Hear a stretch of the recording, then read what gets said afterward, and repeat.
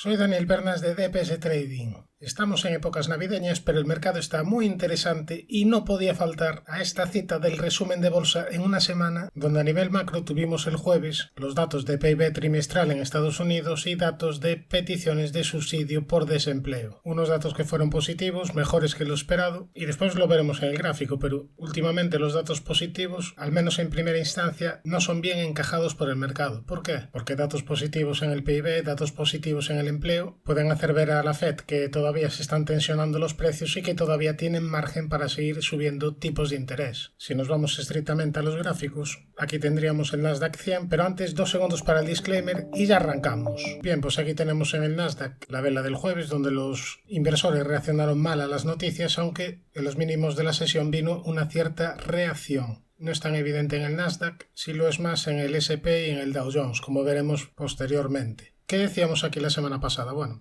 si te acuerdas, comentábamos que esta zona de soporte era muy importante, zona de esta directriz que venía uniendo mínimos. Te decía, en caso de perder esta directriz, el comportamiento más natural sería ver más caídas primero para ir a testear la directriz azul que viene uniendo mínimos. Si nos vamos a un horario, aquí lo vemos más claro cómo pierde la directriz y se fue a buscar la primera zona de soporte. A partir de ahí vino un rebote para terminar perdiendo la directriz alcista. Ahora, ¿qué niveles a tener en cuenta de cara a la próxima semana? Como primera zona de posible resistencia esta directriz que viene uniendo mínimos y que ahora podría suponer un freno, en caso de superarla ya la siguiente zona sería esta zona sombreada amarilla. Para medio y largo plazo, pues bueno, seguimos con la tendencia claramente bajista, haciendo máximos y mínimos decrecientes y la media actuando perfectamente de resistencia. Tiene aquí un soporte muy importante en mínimos anuales, en caso de perderlo sería una nueva señal negativa.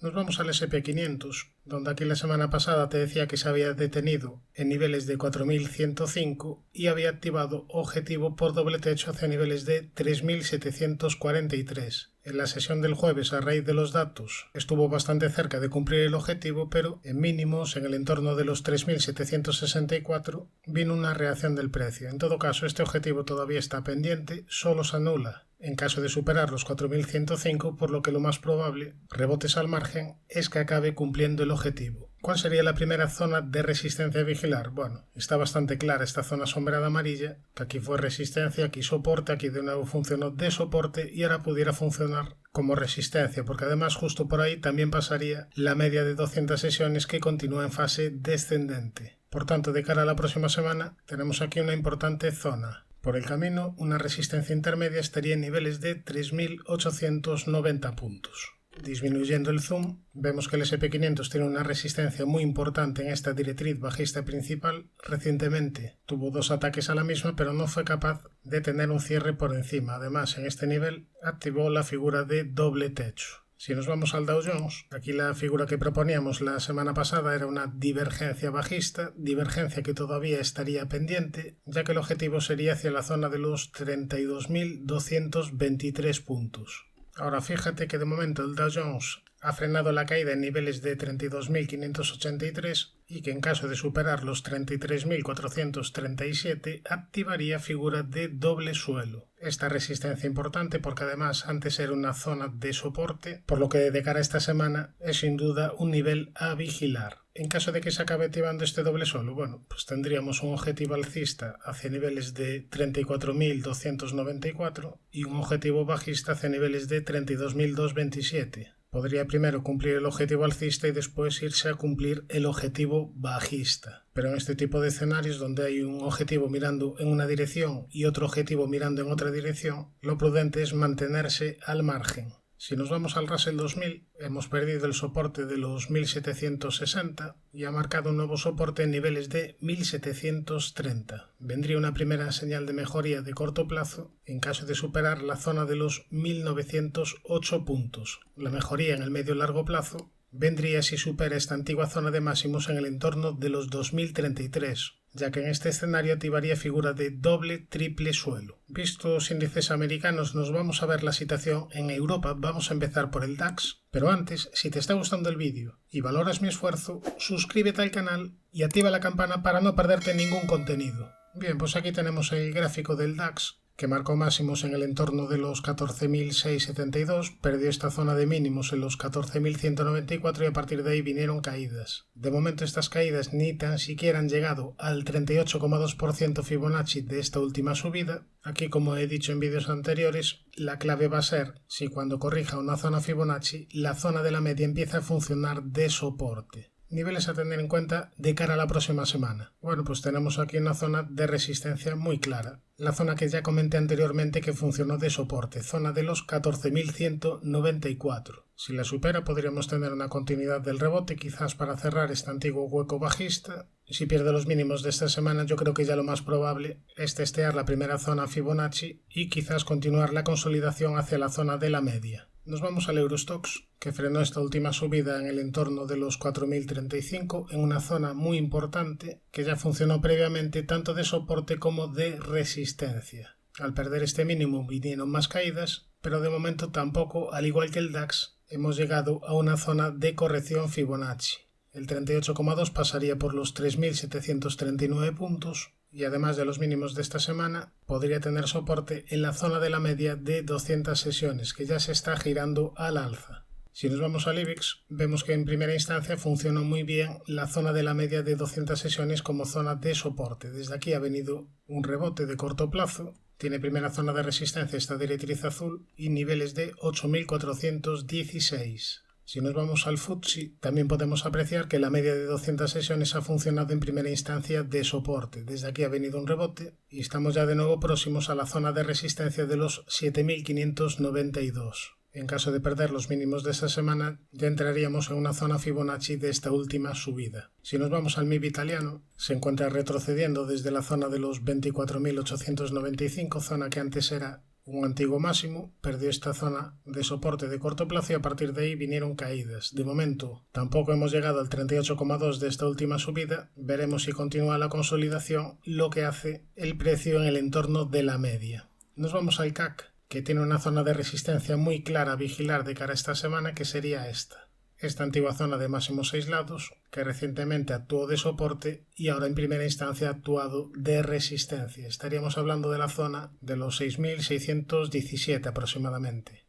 Primera zona de soporte, la zona de los 6.400 y la media de 200 sesiones. Si nos vamos al VIX, índice de volatilidad del S&P 500, vemos que ahora mismo estaría un poquito en tierra de nadie. Tiene primera zona de resistencia, la zona de la media, que aquí ya había funcionado muy bien como zona de rechazo. Ahora, primera zona de soporte, los 18,60. En el apartado de acciones vamos a empezar por una acción que siempre hay que vigilar, como sería Moody's, aunque ahora mismo se encuentra corrigiendo desde que activó y ya cumplió una divergencia bajista. A partir de ahí, máximos y mínimos decrecientes. Este último movimiento se podría marcar dentro de este canal descendente dibujado en color rojo, y ampliando el zoom vemos aquí que en la parte alta del canal dibujó una especie de rectángulo que estaría roto por abajo. Por lo tanto, yo creo que lo más probable es que continúe la consolidación. Vigilaría como zonas de posible soporte por un lado esta directriz azul que viene uniendo mínimos y por otro lado, en caso de que pierda la directriz, la siguiente zona a vigilar sería la parte baja del canal descendente. Se trata de una acción interesante, pero habría que exigirle que se reestructure al alza. Nos vamos ahora a otra acción que podría ser interesante, como sería BlackRock, la gestora, ticker BLK, y en este caso la traigo al análisis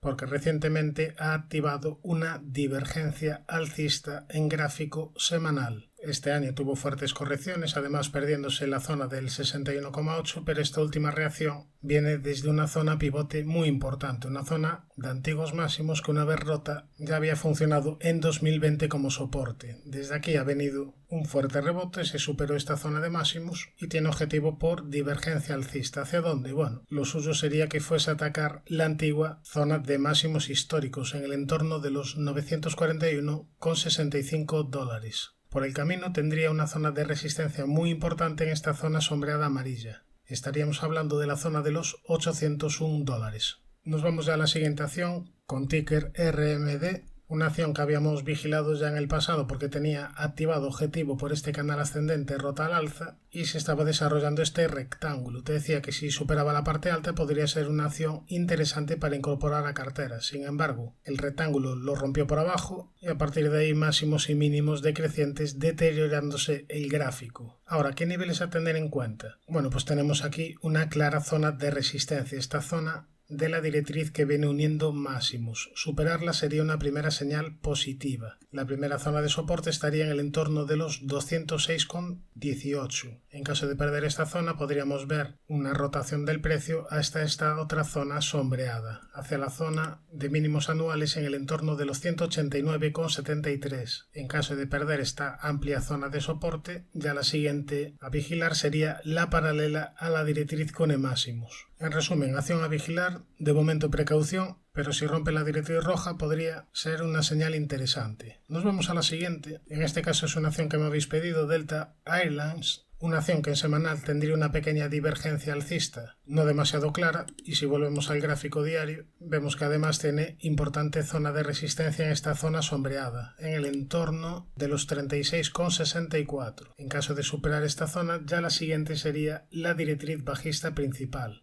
De superar la bajista, la siguiente resistencia estaría en el entorno de los 46,40. Luchando ahora mismo en la zona de la media, el objetivo por la divergencia no es demasiado claro y tiene bastantes obstáculos, por lo que particularmente no me parece interesante. Nos vamos a la siguiente, donde aquí a priori podrías pensar, bueno, pues está en una zona de soporte importante y podría ser interesante para comprar, pero si disminuyes el zoom, pues esta es la cruda realidad, una acción tremendamente castigada. Este tipo de compañías suelen ser peligrosas para incorporar a cartera. Si volvemos a ampliar el zoom, vemos que tiene una zona de soporte muy importante en los 1,49, pero la media sigue en fase descendente actuando de resistencia. Es una acción muy peligrosa. Si nos vamos a datos financieros, vemos que cada año va aumentando las pérdidas, por lo que yo aquí no estaría ni loco. Nos vamos a la siguiente acción, Nagarro. Una acción que es bastante seguida por los analistas fundamentales y que técnicamente habría activado objetivo por canal descendente rota al alza. El objetivo sería hacia la zona de los 152,80 euros. Ahora, recientemente ha perdido la directriz que unía mínimos y tiene una zona muy importante de soporte en esta zona sombreada, en el entorno de los 107,80. Veremos si desde aquí el precio es capaz de reaccionar de nuevo al alza y superar la primera zona de resistencia que estaría en el entorno de los 122,20. Aquí el problema es que a pesar de haber activado este objetivo alcista, la secuencia es de máximos y mínimos decrecientes, que solo cambiaría en caso de superar esta zona sombreada en el entorno de los 131,30. Eso en el medio y largo plazo. En el corto plazo evidentemente está en fase de rebote, que solo cambiaría en caso de perder los 107,80. Nos vamos a la siguiente acción, Dassault Systems, que está en el entorno de una zona de soporte muy importante, esta zona sombreada amarilla, en niveles de 32,37. En caso de perder esta zona, podríamos ver una corrección adicional y en ese caso yo estaría pendiente de la directriz azul que viene uniendo mínimos, porque además, si trazamos una paralela a la directriz que une máximos, por aquí nos podría salir la parte baja de un posible canal descendente dibujado en color azul. Por tanto, dos posibles escenarios, uno que rebote de la zona sombreada amarilla y que te active en primer lugar un pequeño doble suelo y después tras superar este máximo un doble triple suelo de mayor amplitud,